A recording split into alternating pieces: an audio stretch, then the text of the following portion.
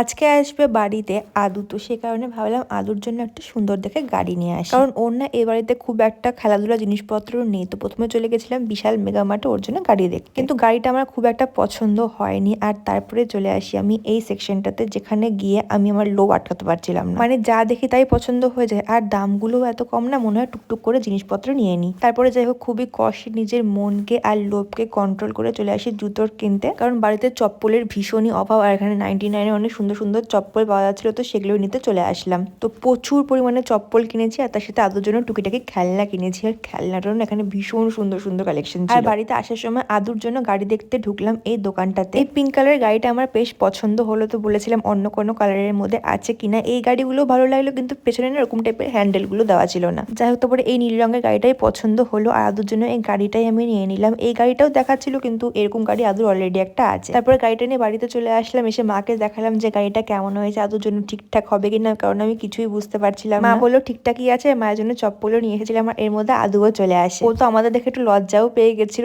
অনেকদিন বাজে দেখলো সেই কারণে। আর এদিকে আমি ওদের গাড়ি দেখাবো, ওরা টুকটুক করে ঘরে ঢুকে গেল। ওরা বুঝতেই পারিনি যে আমি গাড়ি নিয়ে এসেছি। গাড়ি দেখে তো আদুর কোনো রকম এক্সাইটমেন্ট আমি দেখতে পাইনি, কিন্তু দিদি খুবই খুশি হয়ে গেছিল। তারপরে যাই হোক আদু গাড়িতে ওঠার পর ওর বেশ ভালো লেগেছে। ও তো যে কদিন এখানে ছিল প্রতিদিন গাড়ি করে ঘুরতো আর বেশ মজা করতো। তোমার নাম কি? হ্যাঁ।